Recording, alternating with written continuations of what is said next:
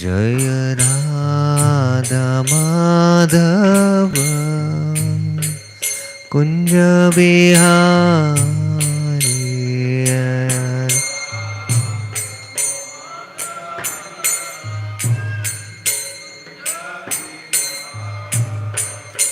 जय गोपी जन वल्लभ गिरिवरधारी गोपी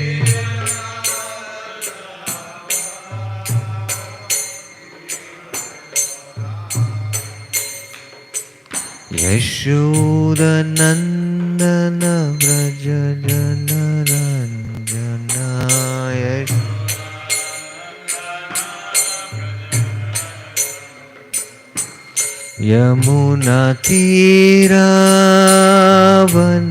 यमुनातीरावनचारी Yamuna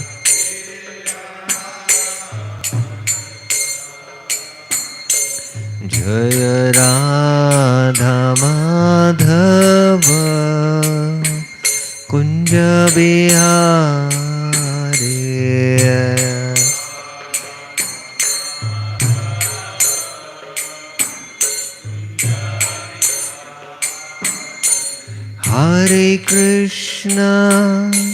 Hare Krishna Krishna Krishna Hare Hare Hare Rama Rama Rama Hare Hare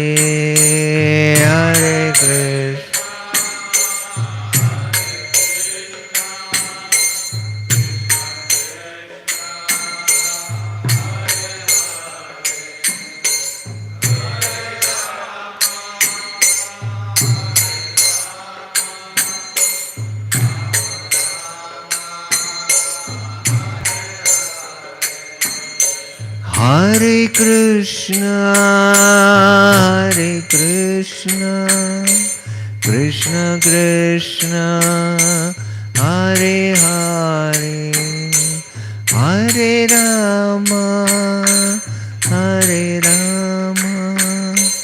Rama Rama Hare Hare Hare Krishna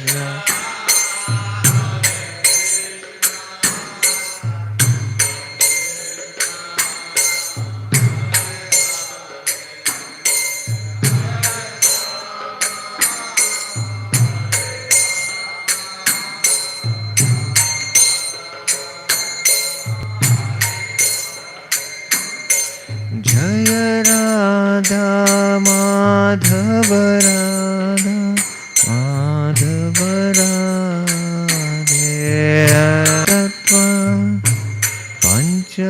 तत्व पंचतत्व जय पंचतत्व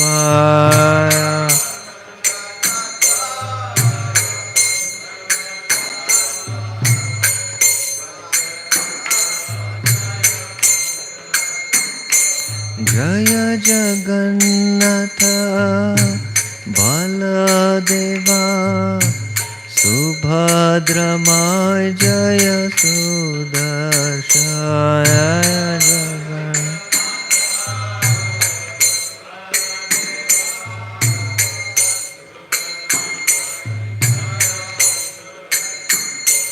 जय गौरानिता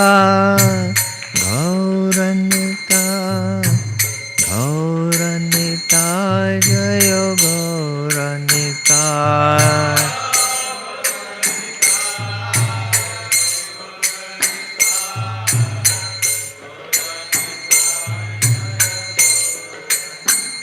जय जय Prabhupada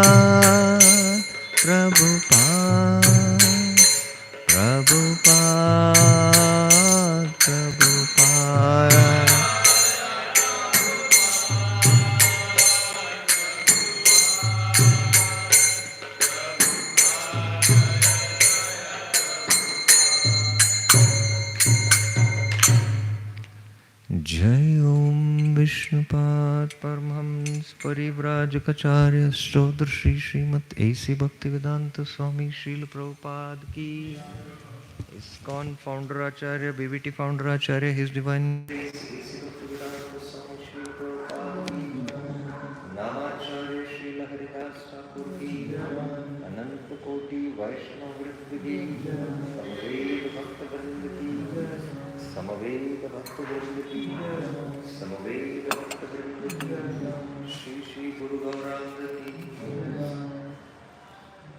Om Namo Bhagavate Vasudevaya.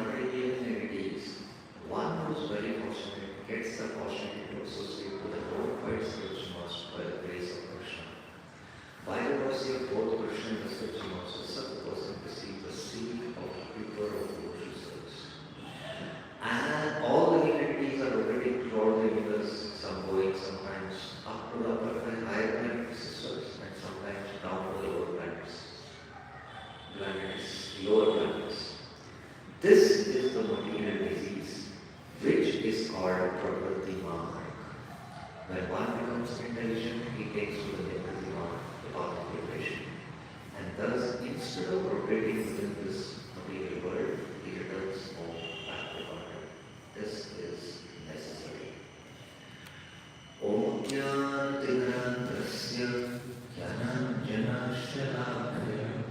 चक्षुरुन्मिलितं येन तस्मै श्रीगुरवे नमः। श्रीचैतन्यमनोभीष्टं स्थापितं येन भूतले स्वयं रूपा तदा मह्यं ददाति स्वपदान्तिकं।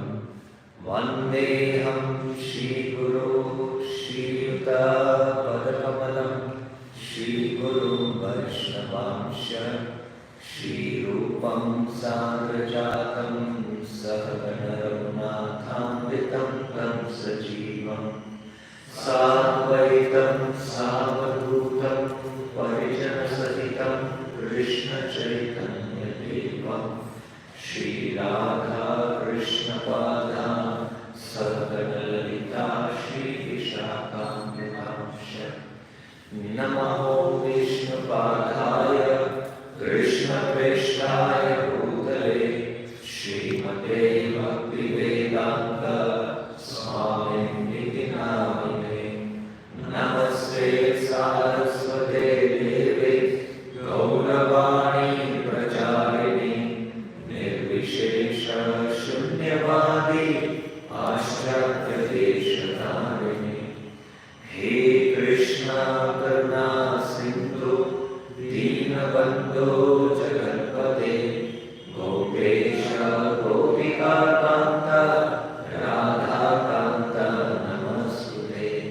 तप्तकाञ्चन गौराङ्गी राधे वृन्दावनेश्वरी वृषभानुसुते देवी प्रणमामि हरिप्रिये। वाञ्छाकल्पतरुभ्यश्च कृपा सिन्धुभ्येव च पतितानां पावनेभ्यो वैष्णवेभ्यो नमो नमः। जय श्री कृष्ण चैतन्य प्रभु नित्यानंद श्री अद्वैत गदाधर श्रीवासादि गौरभक्तवृंद। हरे Krishna Krishna Krishna Hare Hare Hare Ram Ram Ram Hare Hare. Hare Krishna. So welcome to this morning Srimad Bhagvatam class. Today we are studying from the 6th canto, chapter 1, text 2. These are the series of verses where Parikshit Maharaj from verses 1 to 5 is summarizing what he has heard up till now. That means 5 cantos he has heard. So he's going to summarize and then he's going to ask questions. So what I thought was that it is pertinent that we understand the whole context of this discussion which is going to come up in the 6th canto. For that I will discuss this today's class in 3 parts. First is the importance of the 6th canto, which is a discussion we have started down here based on the 10 topics of the Srimad Bhagavatam. And the second is the importance within the 6 cantos, the first 3 chapters, where there is a narration of the history of Ajami and how we have to see this within the flow of the whole Bhagavatam. So that's the second part I will be discussing. And thirdly,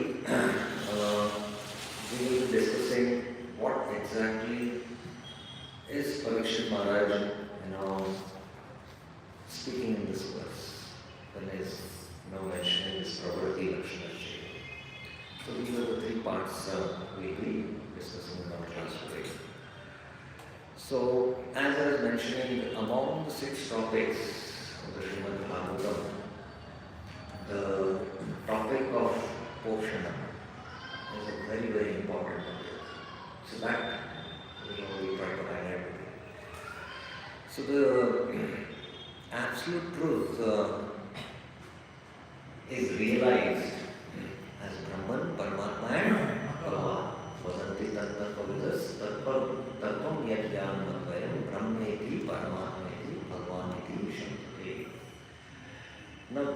realization of the absolute truth was realized by Sukadeva Goswami in his own consciousness. He had this realization of the absolute truth and he was attracted and he went to his father, heard the entire Bhagavatam. But it was spontaneously revealed in his consciousness. It was revealed in his consciousness. And the same experience also was with Vyasadeva. The absolute truth was revealed to Vyasadeva. In the 4 verses of the Bhagavatam, which comes in the first and the second chapter. So he had the darshan of the absolute truth, Krishna, Maya, and how the jivas are entangled in Maya. So in this vision, he was revealed the absolute truth. So both these cases of Vyasadeva and Sukadeva Goswami are what is called as, they are called as the Vesti. Vesti means in the individual consciousness, the transformation of the consciousness about realization of the absolute truth. But there is another way by which the realization of the absolute truth can happen, which is called as the Samashti.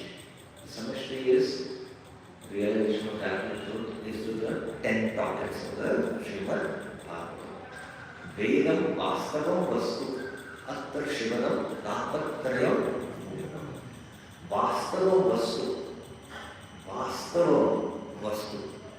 This is very enigmatic phrase. The Vastu is there, it is reality, but it is what? Vastavam Vastu. The real reality. Not the false reality which we see. This is not the reality. It's a real reality. So the Vastavam Vastu is realized for us as sadhakas through the 10 topics. And that's why Sukadeva Goswami speaks this verse in the 2nd canto, 10th chapter, first verse. Anta sarvam sarvasya sthanam poshanam mutaya manvantaraishanu tata muktir nirodhanashraya. So atra means here again. In the Srimad Bhagavatam, sarva, visarga, sthana and poshana. So here we are studying the 6th canto. What is the topic? Poshana. So Poshanam, Sukadeva Goswami defines as Poshanam tad anugraha. Poshanam is what? Tad anugraha. The Lord's mercy. The Lord's mercy. How anugraha? Graha means no mercy, anu means that follows. So just like Krishna in the Bhagavad Gita says, Tasmat sarveshu kaleshu ma anusmara vidraja. So one who remembers him like this at all the times, Krishna is acting as their soul guard, just like we have bodyguards. So Krishna's mercy follows anugraha.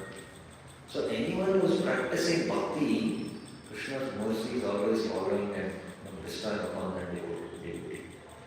So here, in this context with anugraha, there are these two terms, Shama and Anugraha. Shama means to forgive, but Anugraha means to actually bestow mercy. There is a lot of difference between Shama and Anugraha.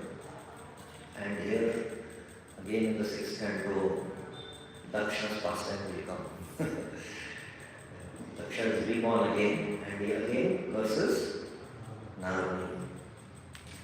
And in the beginning of the creation, right in the beginning of the creation, I mean the secondary creation, after Brahma creates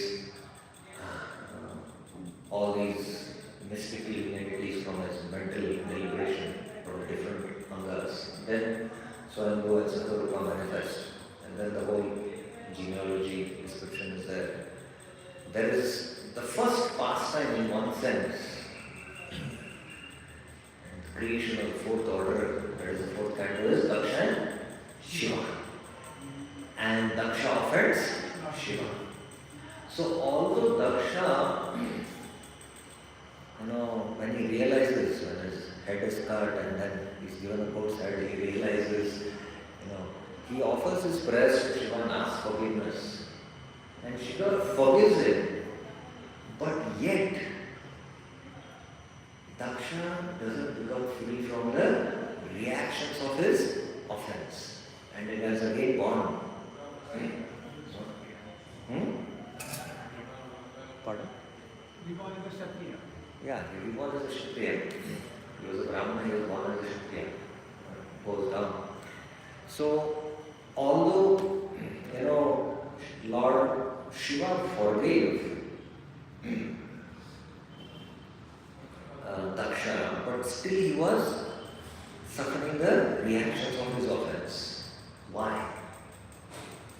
So, although he got the Shama, forgiveness from the Lord Shiva for his offense, but he did not receive his anugraha.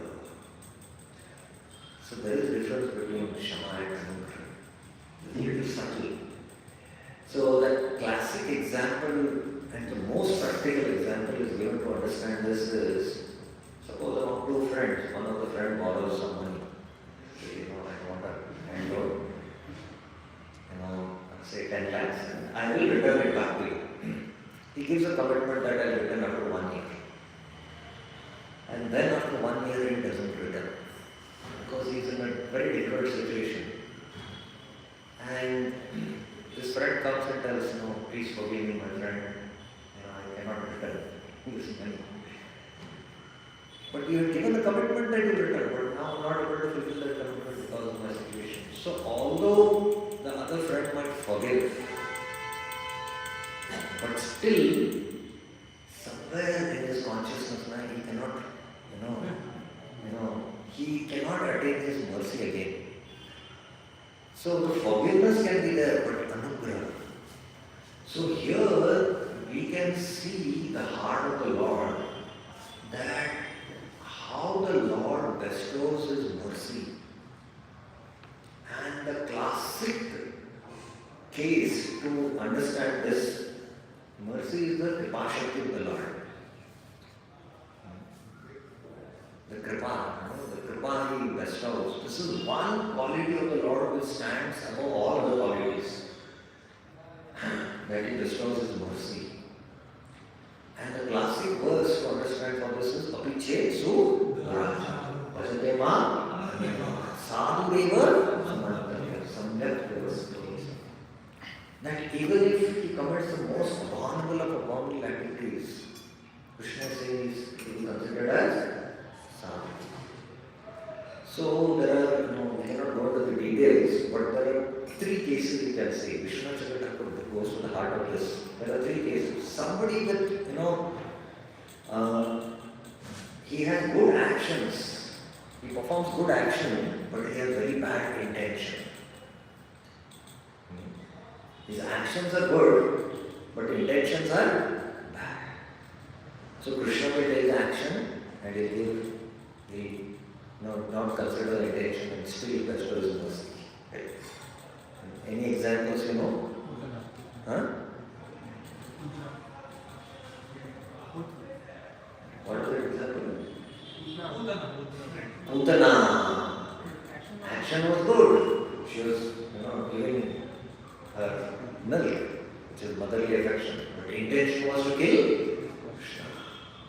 And this is the highest example of a good action but very bad intention. And there can be what? Good intention but bad action.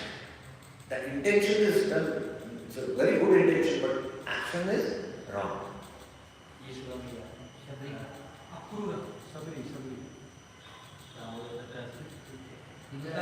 Shabri. Vritrasu. We take a simple example, Parishit Maharaj. His intention was not to, but still his action of garlanding a snake, that action was wrong. But at heart he was very pure, but still he committed this. But still he got the mercy of the Lord. The extreme case can be what? There is bad intention and bad action. There is bad intention and bad action. And the highest example is Indra. His intention was to kill all the Brajavasis. And his action was what? Descending to some other clouds. And yet Krishna forgave.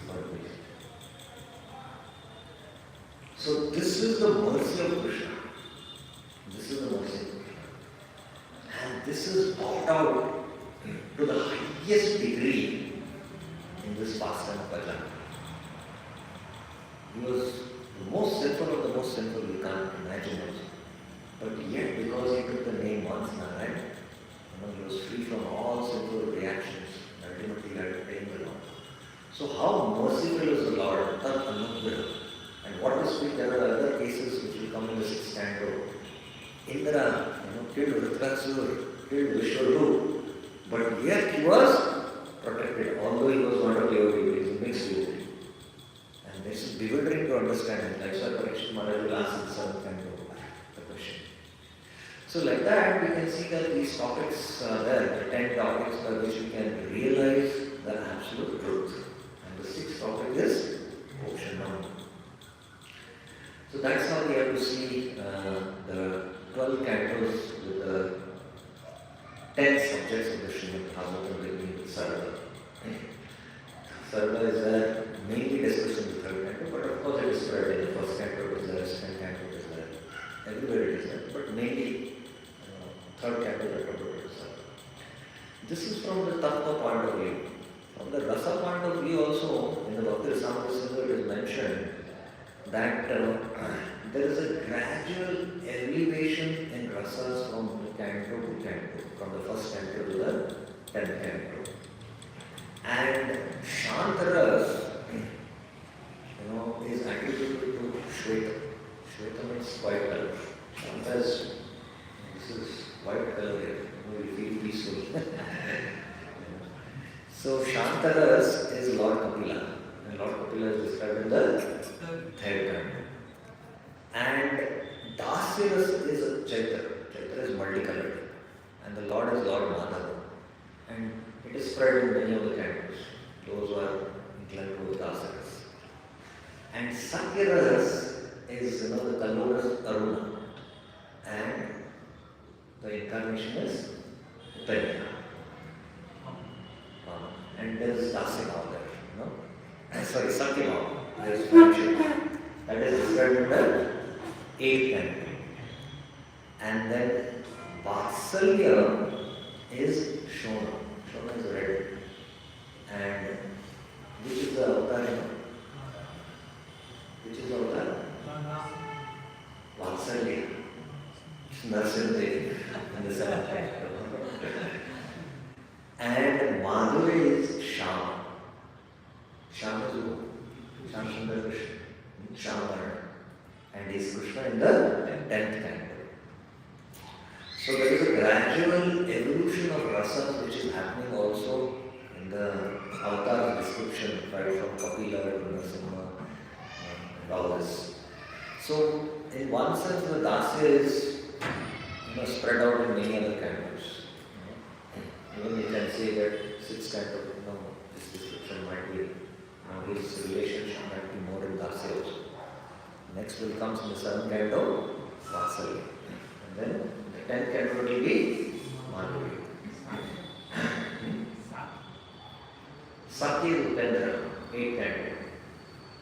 It's more of a friendship with Indra. He's got a friendship with Indra. That's how he acts. So like that, from the evolution of rasa also we can see this gradation in the topics based on that. Now coming to the 6th canto, as I mentioned, this Anugraha topic, Poshanam, among these topics, various topics discussed in the 6th canto, the first 3 topics speak about the glories of pure devotion. They speak of the glories of pure devotion service. And we can see Parikshit Maharaj, so attentively hearing the Bhagavatam. Sukadeva Goswami has been narrating based on Parikshit Maharaj's questions which he had asked in the first canto, 19th chapter. Sukadeva Goswami starts speaking and he answers his questions in the second canto. Again, Parikshit Maharaj will ask questions about creation which he answers for the Narada Samvad. And then he will put forth questions in the 8th chapter of the second canto, which are almost like 27 questions. And all these questions Sukadeva Goswami is answering, which is there in the entire, beginning from 9th chapter of the second canto till the 12th chapter, 12th canto. So while these discussion is going on, answering Parikshit Maharaj questions, Sukadeva Goswami narrates the conversation between Vidura and Uddhava in the 3rd canto and Vidura and Maitreya also, which is in the 3rd canto. And through the Vidura Maitreya Samvad, Sukadeva Goswami is answering the questions of Parikshit Maharaj which he had asked in the 8th chapter of the second canto. And the creation of Brahma, which is, after Brahma manifests from Bhagavatam Vishnu, there is a Visarga which is happening. There is Swayambhu and Shatrupa, the first male and the female. And Akuti, Devahuti, Prasuti, Uttanapad and Priya Brahma. So Devahuti is first discussed in the 3rd canto, where Devahuti Karnam Samvad, marriage with Karnam is there, and then the birth of Kapil Dev and Kapil Shiksha. And in the 4th canto there is Akuti and Prasuti and Uttanapad, Uttanapad's lineage. And in the 5th canto there is Priya. And in that context, the whole cosmology is discussed. The whole sun is discussed, planetary systems, and the description of the Jewish planets. So after hearing this description of how the living entities suffer in these Jewish planets, Parikshit Maharaj, being a pure Vaishnava, his heart was filled with compassion. So he wanted to ask questions how people can be saved from going to these Jewish planets and suffer this hellish suffering. In that context, which he is going to ask this question in the 6th verse, he is summarizing what he has heard up till now. So in the first verse, he says, Nivritti Marga Prateka, that you have described the path of what? Nivritti. The path of liberation. Prateka, you have described. Ado Bhagavata Yatha. Ado means in the beginning. Bhagavata means most of the Goswami. So Ado means in the beginning. So Sukadeva Goswami starts to speak in the 2nd canto, and he has described this path of liberation. That is the 2nd canto. So he is summarizing that you have described the Nivritti Marga in the 2nd canto. And this what is it? Karma Yoga Upalabdha Dena Brahmana Yam Asamsriti. So this is the Krama Mukti path, the gradual path of liberation which you have described, by which one can, by this yoga process, one can reach Brahmana. Brahmana means you can reach the abode of Lord and then attain liberation. He will not come back in the birth, cycle of birth and asamsriti. So that is what he summarizes what he has heard. Now in the 2nd verse he says, Pravritti Lakshanascha, that you have also described the Pravritti Lakshana, the path of what? The Pravritti Marg, by which one enjoys in this material world. And that's why he has Traigunya Vishnu. You enjoy this, the 3 modes, the enjoyment in the 3 modes, Traigunya Vishnu. But you are what? You are enjoying the modes. Guna Sarva Punah Punah. And what happens? You also Anima Prakriti. That you can can enjoy and go up to the heavenly planets. But you have to punah punah. You have to come back in this samsara. So there are these two paths in the Vedas, the Nivritti Marg and the Pravritti Marg. So the Nivritti Marg was discussed in the second canto. And here Srila Prabhupada in the brackets, square bracket is saying that it is the third canto. So how in the third canto the Pravritti Marg is being discussed? How in the third canto is Pravritti Marg being discussed? How is the Pravritti Marg being discussed? Yes.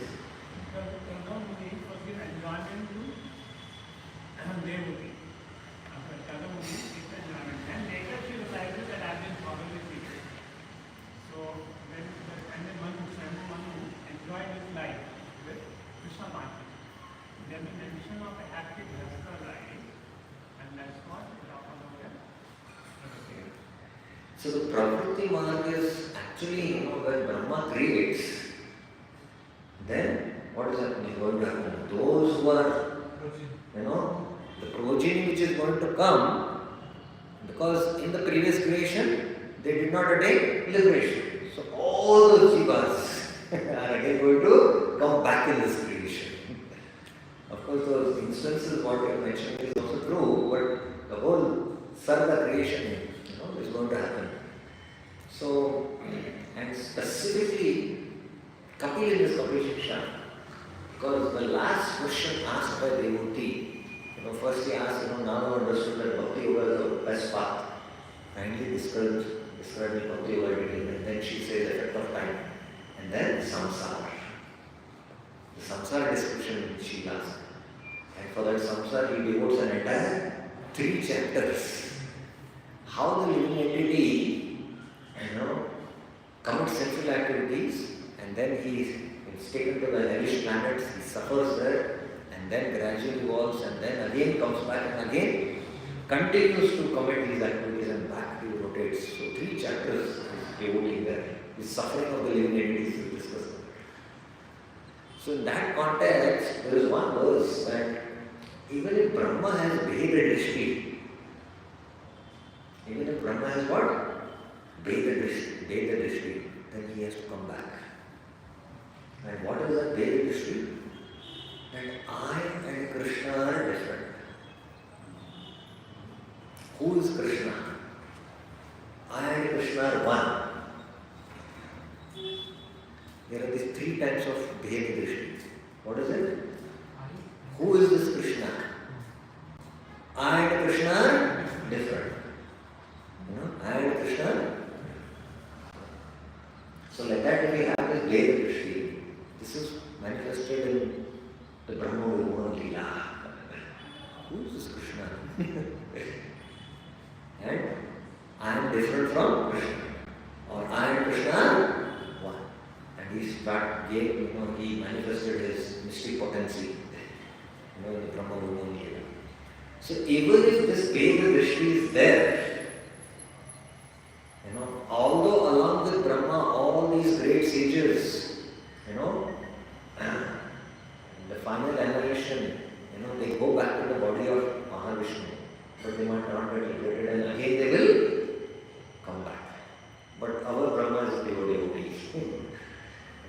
He is Golokvasi. This 50th of his birthday, the first day, he has realized, and that's why he has sung the Govinda Madi Purusham. So even if there is great Krishna has to come. So Sarga, in the Sarga, that even if you have that, that Bheda Drishti, that, I am different from Krishna. And that is the enjoying tendency. And as long as you have that enjoying tendency, Prabhupada, the purport is saying, one has to repeatedly come in the cycle of birth and death. And that's why, as long as you don't realize, Prabhupada is saying in the purport, that we don't realize the Supreme Lord and His abode. That in His abode He need not come back. Yat Tatma Nanuvartamare Tat Dhamma. As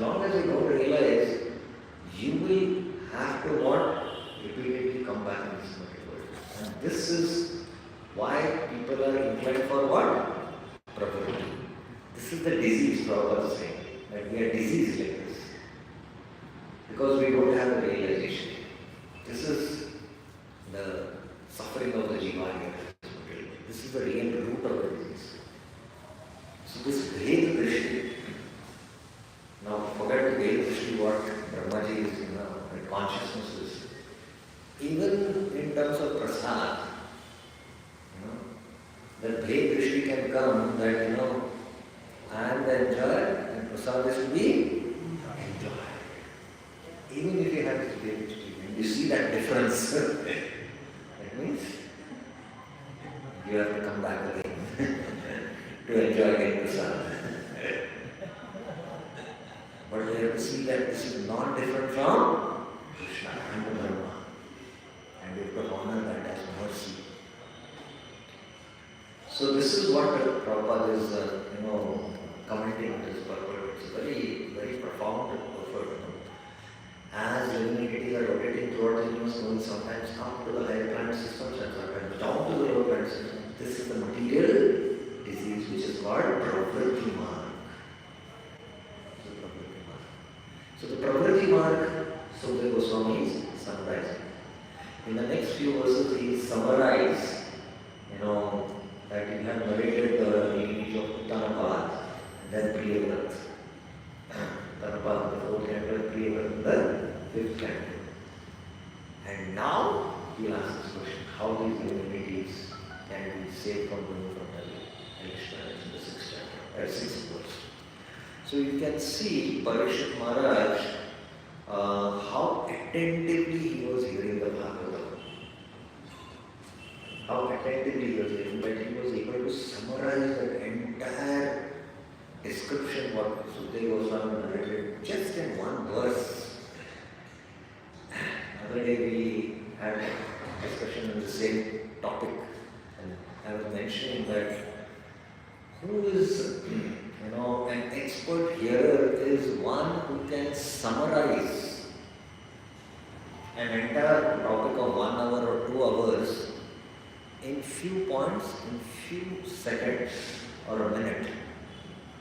And that summarization should consist of all the points covered in a systematic and a logical way. That is, attentive hearing.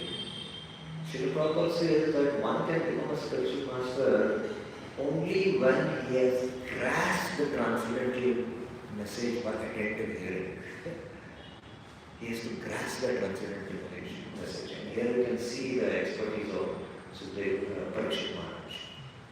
That he is able to summarize the entire description, what he has heard from the spiritual master in one verse.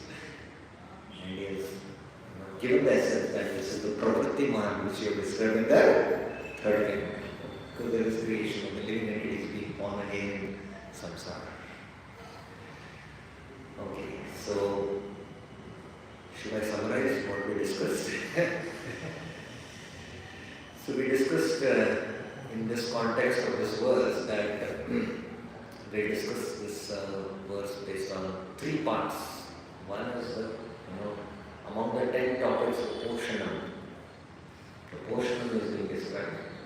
And the importance of these 3 chapters, because they discuss the theology of this, of course we do not want to detail that. And particularly this verse, what exactly Parikshit Maharaj is saying here. So we were discussing how the absolute truth can be realized. Vedam Vasamvartan Vastu, who is Brahman, Paramatma and Bhagavan, by the 10 topics, which is Samishti. The Vrishti is in the individual consciousness, which happened for experience of Sukadeva and Vyas, which we cannot expect.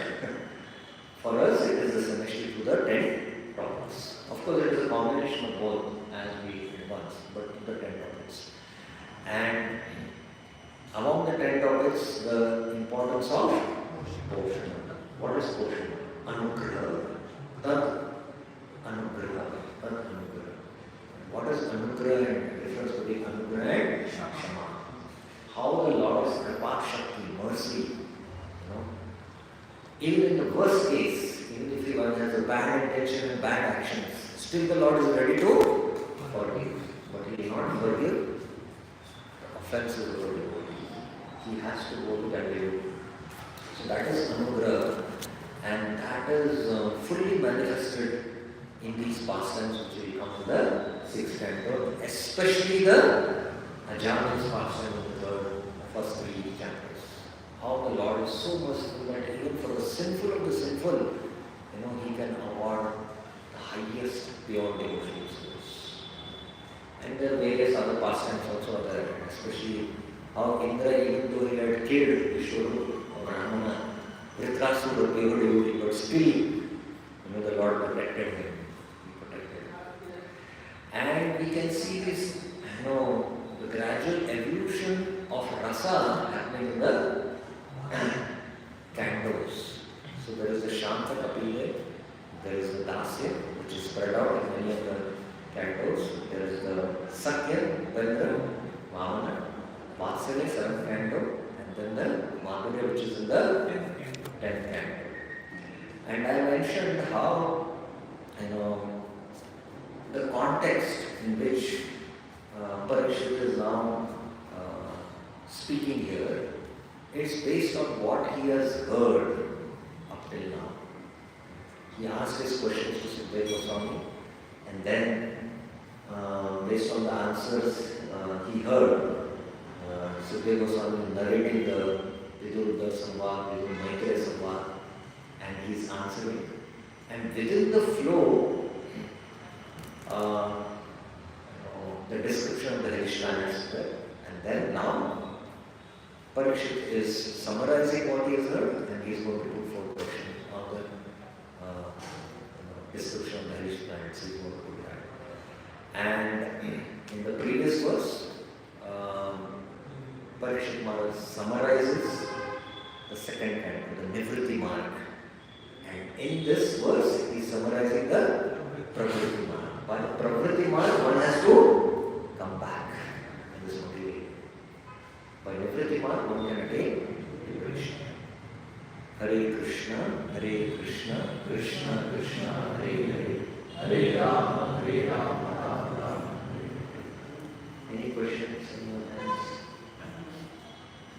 Raj Krishna, yes. Nivritti Marg, sometimes Nivritti Marg is called as a part of renunciation, and Pravritti Marg is called as a part of enjoyment, yes. But then, Rasta line, Krishna conscious Rasta line, it will come in Nivritti Marg or Nivritti Marg.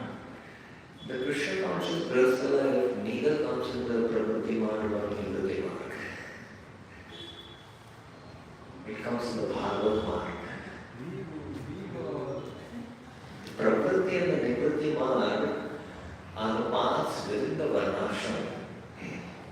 Within the Varnashram, Dharma, Artha, Kama, Moksha. So the first three, Dharma, Artha, Kama, they are the paths of Pravritti Marg. And the Moksha is the path of Nivritti Marg. Whereas the Bhakti path is what? It is the Panchama Purusha. So that is why, even though we can be within the Varnashram, we should be within the Varnashram, and we, either the brahmacharis or the grihasthas or the sannyasis, we are either grihasthas or grihatyagis. The grihatyagis are those who are renounced.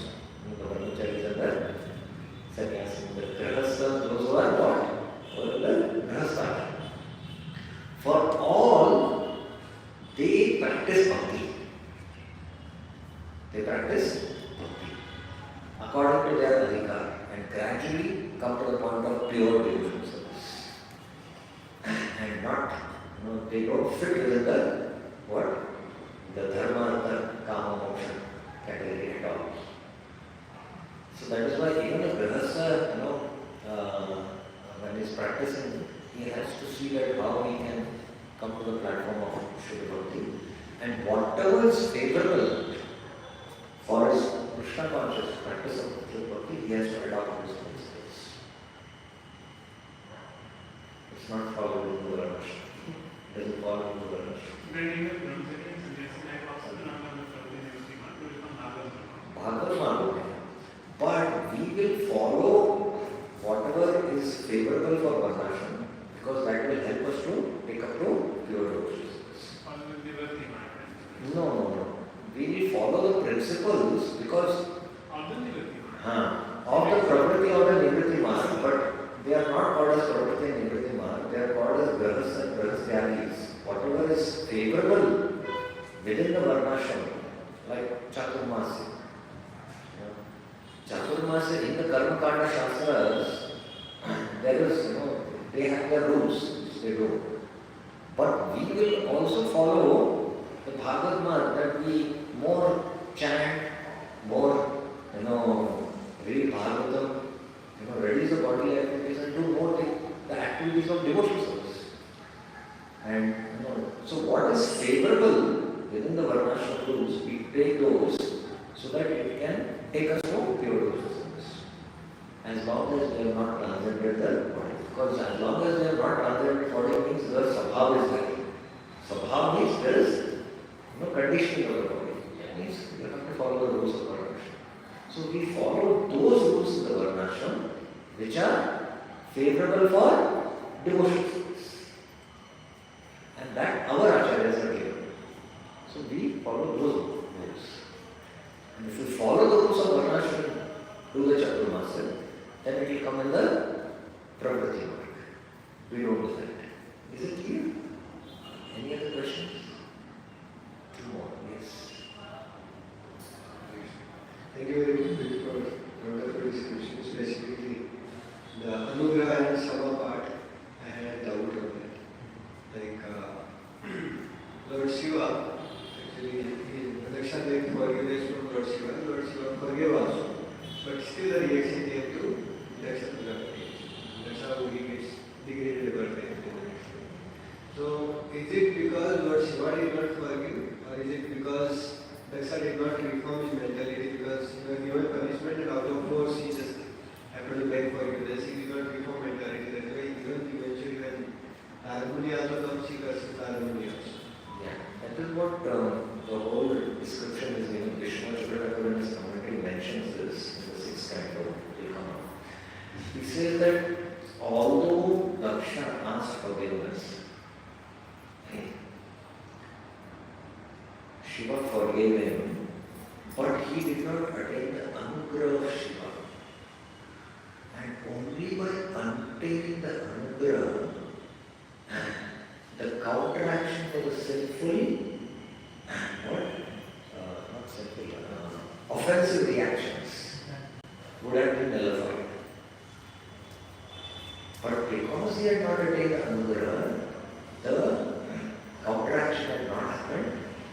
That is why what happened? The reactions came. And again he committed offenses.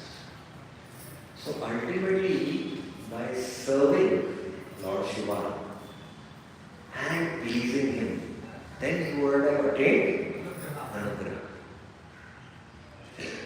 Like the two friends example, they're close friends and then ultimately seeing his condition, and he asked them, I just cannot do it, and then they say it's okay. So there, in one sense it has become neutral now, but still in the heart and the consciousness, he will not be attaining the favor until he returns the amount. So that reaction, although he is whatever he has taken the money is now neutralized, it's forgiven. He will not pay now, but still it will carry the reaction. Because ultimately, in his consciousness there that he will not pay it. So that's why the reactions continue, the offensive reactions, and then he has to suffer the consequences. So in that context, how the Lord is so merciful that even if you have committed sinful activities, the Lord's anugrah, everything is completely absorbed. What is the mercy of the Lord? What is the compassion of the Lord? We can see, and we saw the clear examples of that. So just for us to understand, I made that point that ultimately, when we commit offenses and the devotee forgives us, it doesn't end there. But that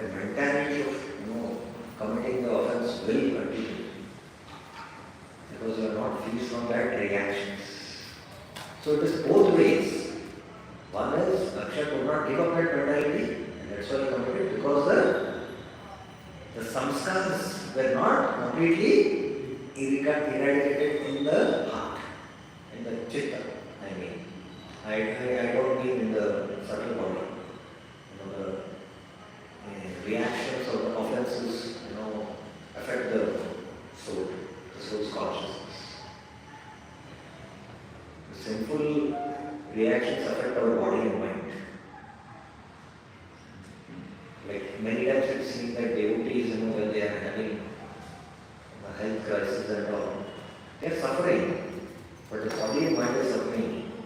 But in their heart, they become humble and they are still able to somehow battle to do their rounds or do their sadhana. But if they have committed offenses, they can't even take the name. So there is difference. So that so that's why I thought of it. Is it clear? Last question. Yes, please. So my question is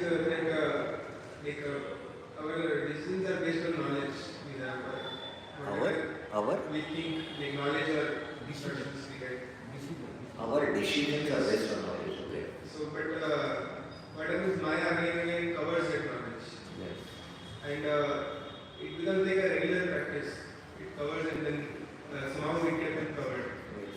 So, how to actually shift the shelter from that knowledge to something else which is more permanent, by which we can actually always be stable instead of going wavering like this. Yeah, so very important subject. And Srila Bhaktivinoda Thakur in his Harinam Chintamani addresses this. In the discussion on Namavasa, he says that there are two things. One is the ignorance and the anarthas. These are two things which act as by which the Nam doesn't manifest, but the abhas of the Nam manifest. And he compares ignorance to the clouds and anarthas to be just like a fog. That means ignorance is white, clouds are thick, fog is shadow, right? So compares ignorance to this, clouds. And he says sometimes the clouds, move apart and then you can experience the shining sun rays. And you experience bliss in the journey. But again, sometimes the clouds cover. Now the clouds are completely covered and I can see. So it makes 3 months. So like that we are going through these phases. So these two things, the anarthas and the avidya. Even for somebody who is chanting at the Namabhastra, because it is Abhasana, only by Shuddhanam can the complete clouds and ignorance, anarthas be destroyed. So this battle will continue. What to speak if it is a Namabhasana and somebody who is on inattentive chanting? What will be his situation? So we need to take shelter of somebody who is very steady in devotion, who is at the stage of Nishtha. Only at the stage of Nishtha, Tada Rajasamo Bhava Kama Lopada Jayate. Chetete Anavidham Sitvam Sattva. Anavidham has happened. Now the clouds no more cover. Sitvam Sattva Prasiddhati. Sitvam Sattva Prasiddhati is actually Shuddha Sattva Vishesha stage, which is a very, very elevated stage. It's a stage of asati. So we have to take shelter of the holy name, shelter of the devotees who are steadily situated. And it is going to happen repeatedly. And only avidya is destroyed at the stage of bhava, at the end of asati and nonsense. So we have to understand our condition is quite deep-rooted. So little bit knowledge of Gita and Bhagavatam, 20 years of practice and I can speak. I have a lot of following. You might think that, I'm quite steady. No, that's not the sign. It's not the sign. So we have to understand the reality. As long as avidya is not completely uprooted, till then one has to be very, very, very careful. And that's why we need to take shelter of sadhus, Guru, Sadhu and Shastra, at all times. And the more one is elevated in Krishna consciousness, the more he has to take shelter of the because then the real trouble begins. In the beginning stages, when one is, the child is, in the shelter of the parents, he is fully protected. But when he starts going out and he thinks that on my own I can do things, then, he's not on the shelter of parents. There's more risk. So when he starts elevating, then he really has to be sheltered under sadhus to further make elevation. And that's why we have to develop that system. Is it okay? And usually there are some prayers like Narayan Kavacham. We should recite the It depends. This part of Bhagvatam, if it is necessary and we feel that and your authority say for some specific purpose, you should decide. sometimes I recite that and it feel like a protection. Prabhu's coverage is the chanting of the holy name, but we are not able to take that shelter. Like I remember for many years, Jamini was told us that we should recite the Nrsimha Kavach. Me and they will recite it. Example, Mother told us, we will do it. So for some specific purpose, it is said, then we can do that. And in general sense, if we are not able to completely take shelter of the holy name, then this is also important. It is part of Bhagavatam. But the mood in which we do that is also very important. That also has to be taken care of. It is a part of the prayers